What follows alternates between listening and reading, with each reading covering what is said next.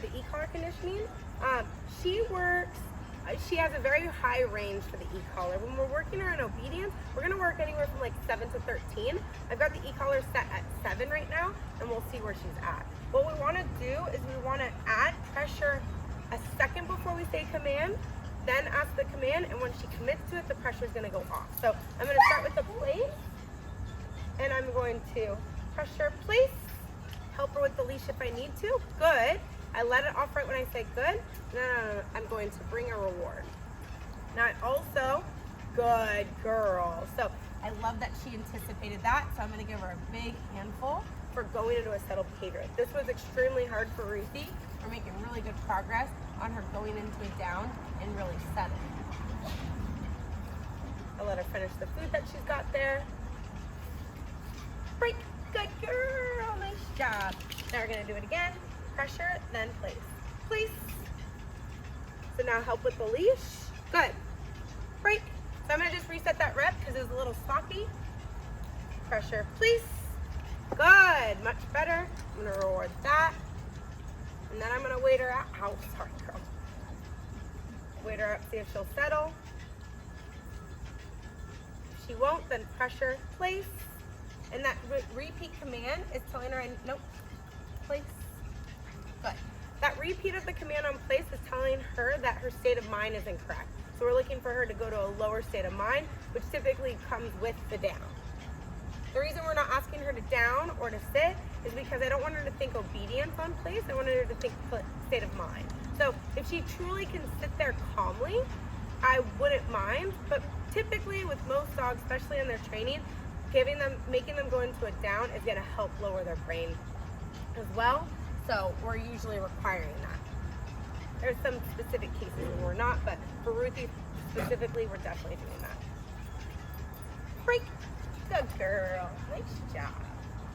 Let's, what, you got something stuck in your throat? You ready to go? So now, So now I'm gonna go into the floor, which was tricky for her. I'm gonna move. Pressure's gonna come on. I'm probably gonna also have to apply leash pressure, but we'll give her a chance. Down. Good girl. Nice job. That was also really, really hard for her the first week. Now I'm gonna start adding some, nope, down.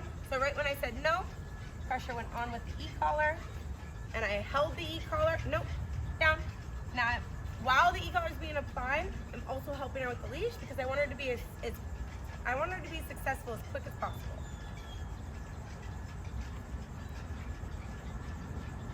Good.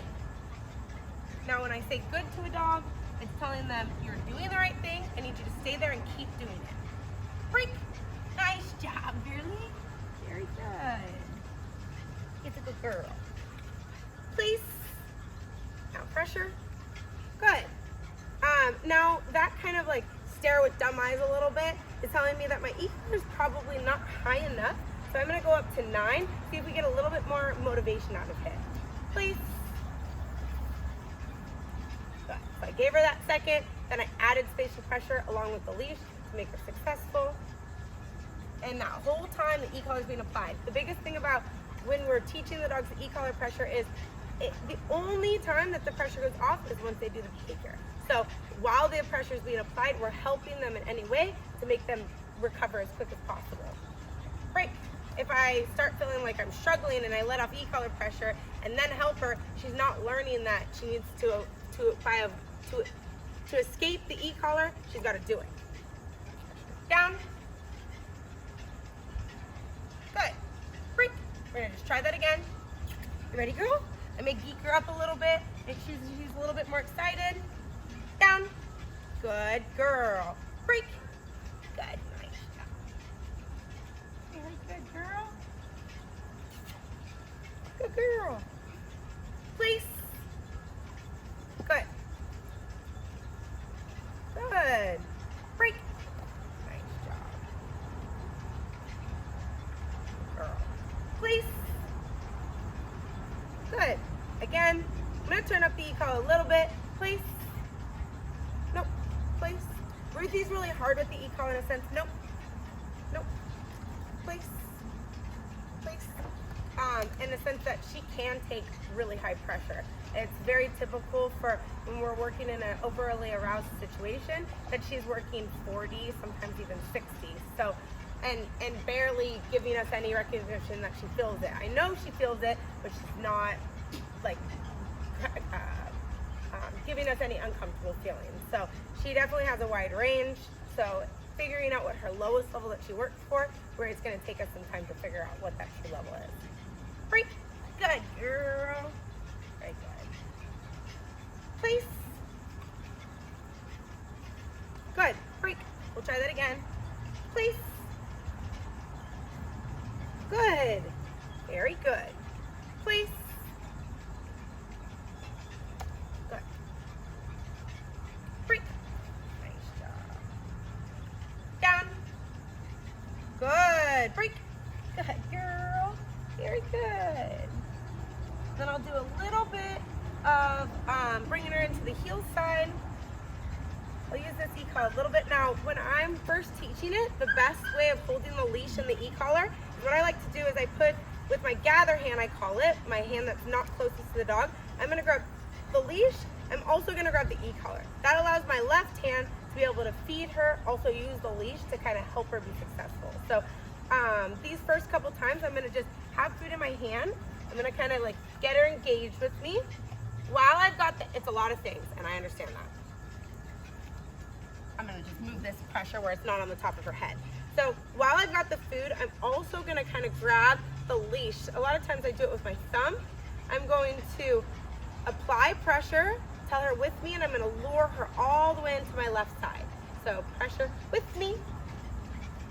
So she's not wanting to go all the way, so I'm gonna keep moving. Go girl. And for that rep, she showed me she's not quite ready for it. I'm gonna reward her for continuing going forward. What happened is I'm kind of bending down a little bit. She's assuming the down. I don't want her to do that, and I also don't want to let pressure when she's in there. So I'm gonna just keep moving. I'll do a couple reps of that, and then hopefully be able to bring her in. So I've got my e-collar, I'm sorry. I got my food and my leash in this hand. I'm not even gonna worry about the e-collar for this rep, but it's in my hand with me. Good. And I'm gonna feed her back up. Good girl. Good job. You ready? Grab that food again. Grab the leash with me. Good. Now I'm gonna bring her around. Good. And get her into that finished position. Good girl. Good girl. Yes. Oh, almost. She doesn't like to spin. Yes. Yeah, good girl. Good. That was a good girl. We'll do it one more time and then we'll end it. Ready, girl? Come here. Good girl. So I got a little too much food in my hand, which means I'm gonna drop it, grab the leash with me. So I gotta move now. Good. Good. And eventually there's gonna be a lot less movement that I have to create. But for her, I gotta get that momentum going backwards. So I'm gonna make a lot of long lines to get her in position. Good girl. Great. Nice job. Very good. I'm gonna find a way to jackpot her. I'm gonna just send her in place and I'll give her the rest of her meal because this was a good session. Place. Good. Break. I'm gonna just give her a little bit for that. Try again. Place. Good girl. Place. Place. Good girl. I'm gonna give her a little bit, but that's not worth a big jackpot, so I'm gonna just work her till I get one more good rep. Break. Good girl. You ready? You ready? Geeking them up sometimes really helps. Good girl. Place. Good. Place. Good girl. So now I'll just jackpot her with that, so she earns the rest of her meal for that. Good girl.